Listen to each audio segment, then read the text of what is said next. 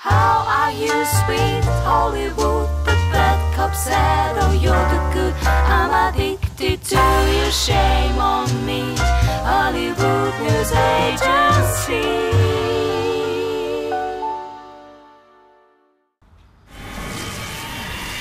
Jó napot kívánok, hölgyeim és uraim, ez itt a Hollywood hírügynökség, de erre most nincs időnk. A jövőből utaztam vissza, hogy elmondjam nektek, hogy lesz egy nagyon-nagyon fontos eseményem, amit meg kell együtt akadályozni. Nem! Nincs időutazós storyline. Ezerszer megbeszéltük. Rohadt nehéz megtartani konzisztensen, és úgy általában az egész teljesen felesleges, csavaros és értelmetlen. Jó napot kívánok, hölgyeim és uraim, ez itt a Hollywood hírügynökség, és beszéljünk egy kicsit az X-Men metaforájáról. Ebben a rohadt melegben. Egy régebbi videómban beszéltem az elsőkről, ugye az új generáció első filmjéről, és akkor még azon a véleményen voltam, hogy az X-menek nagy átlagban a kirekesztett mindenki metaforái nem túl specifikusak. Mi van? Fura volt a hajam, és olyan hangon beszéltem, mint egy jól betakarózott nagymama. Szóval az ember okosodik és tanul már, én sem igazán értek egyet régebbi önmagammal. Ezért vagyok én is itt, muszáj figyelmeztetem mindenkit, hogy nem! Azaz nem teljesen értek egyet múltbéli önmagammal. Na de tolassuk vissza egy kicsit. Alapjáraton a legtöbbet hangoztatott elmélet az, hogy az X-menek a homoszexualitást szimbolizálják. És gondoljatok bele! Átlagon oldali képességek megjelenése pubertáskor körül, a képességekkel rendelkező fiatalok félelme és rejtőzködése a társadalom elítélése elől, radikális vallásos csoportok fellépése a képességekkel rendelkező egyének ellen, szüksége a szubkulturális tömörülés, a nagyon-nagyon finom utalású, csak mutánsok körében terjedő legacy virus, és a többi. És ezzel én is nagyrészt egyetértek, azért tény, hogy a mutánsoknak több problémája mondjuk utalhatna a rassz alapú konfliktusokra is, de mondjuk ez a rejtőzködősdi, hogy rejtenéd el emberek elől, hogy feka vagy. Szóval ez lehetne egy megoldás a metafora feloldására, de nyilván a helyzet nem ilyen egyszerű. Az X-Men karakterei maguk is küzdködnek olyan társadalmi problémákkal, ami túlmutat mutáns mi voltukon. A filmekben is, de főleg a képregényekben bőven akad azért nemi hovatartozási, kulturális, de még vallásos konfliktus is. Így viszont felmerülhet a kérdés, hogy akkor a társadalmi konfliktus metaforájának a társadalmi konfliktusai... Nem! Szóval addendum fényében azért már nekem is kifejezetten kaotikus lett, hogy akkor most pontosan hogyan is értelmezzem az X-menek metaforáját. És ezt végig gondolva jöttem rá. Azért tudom nehezen megragadni a szimbólum alapját, mert a főszereplőkben keresem, nem pedig az ellenségben. Kifejtem. Ha most félretesszük kicsit ezt a homoszexualitás irányába jövő értelmezést, és úgy kiterjesztjük az egész magyarázatot, akkor ugye az X-menek a társadalmi konfliktusok metaforái. Mert rengeteg mutáns van, rengeteg féle képességgel, ami változatos mértékben nehezíti meg az életüket. Mert ahogy van szexizmus, rasszizmus, kultúrrasszizmus, homofóbia, vallási fanatizmus, ugyanúgy van a lány, aki át tud menni a falon.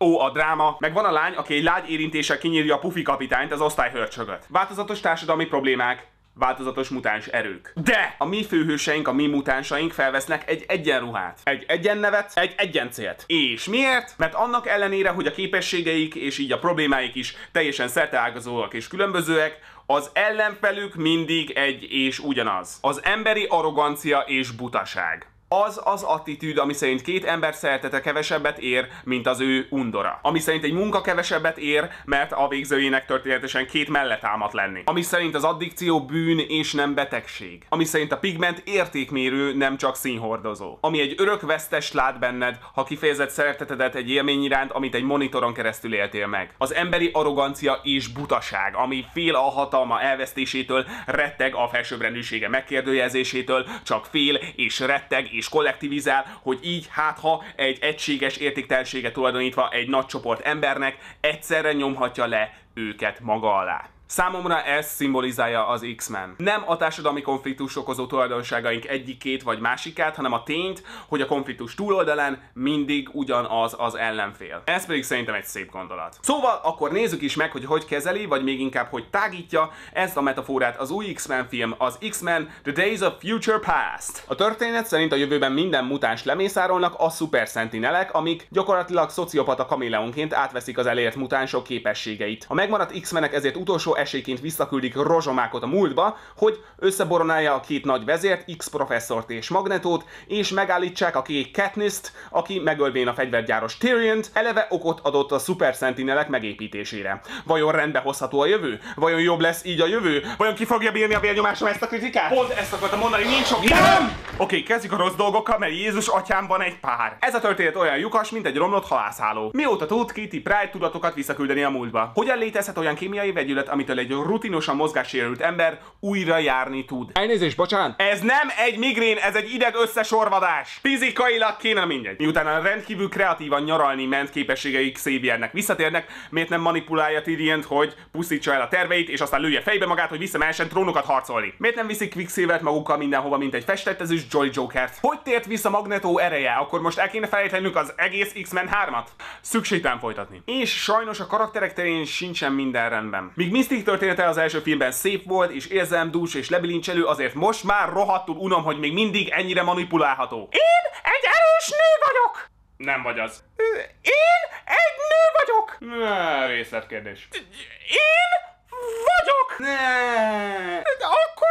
Akkor... Én egy erős malac vagyok! Szép munka, Charles, holnap ugyanitt. Felépítenek egy erős, okos, kompetens női karaktert, majd minden lélegzetvételét más férfiak döntésétől teszik függővé. Reméltem. Emellett, mivel a film főgonosza a jövő, ezért a jelenben lévő mini-bosszok kifejezetten jelentéktelenné válnak. Nixon ott ül és nagyon haloványan nixonkodik. Ami Tyriont illeti, igen, elmondják róla, hogy gonosz, meg hogy mutánsokon kísérletezik, de úgy, amikor találkozunk is vele, ő csak próbálja eladni a termékét. Emiatt viszont a karaktere nem lesz túl érdekes, ami miatt viszont a játéka se tud igazán mélységekbe hatolni. És ennyi.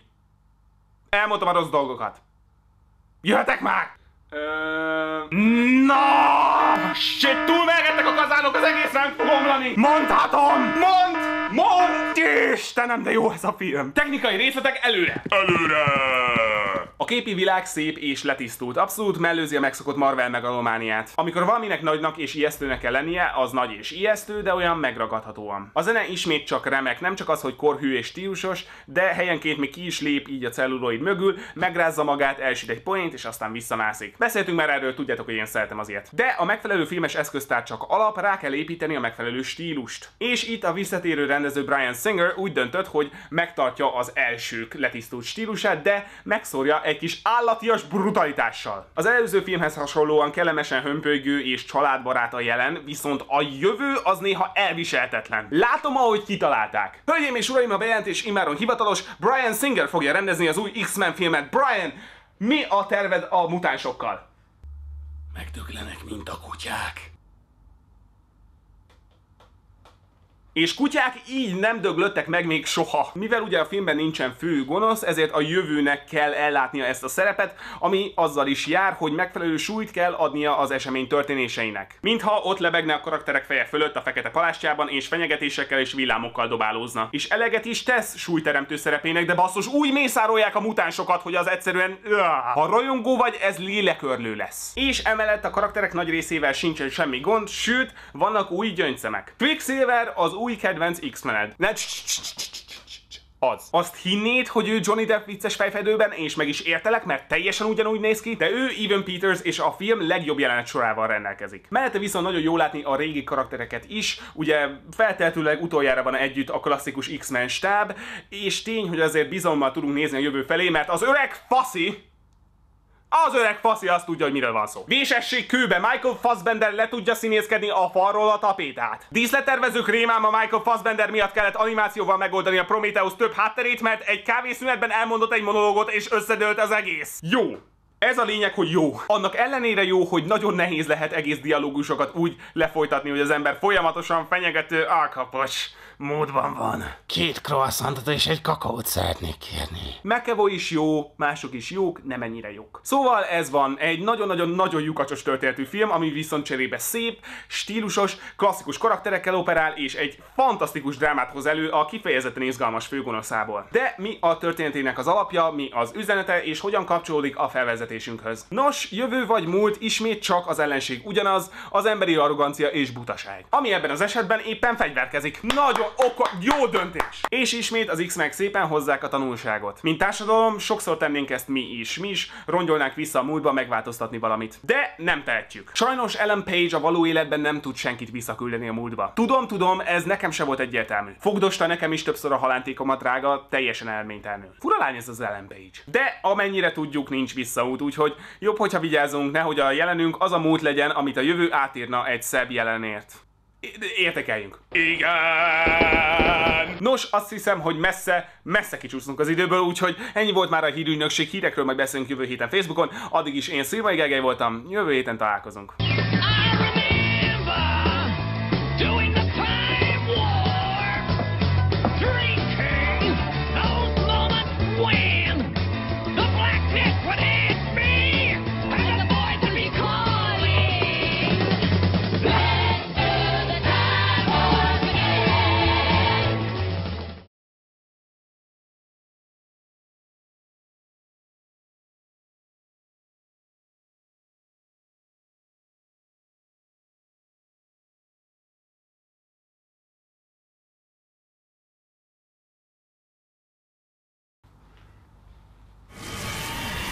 Na, oké.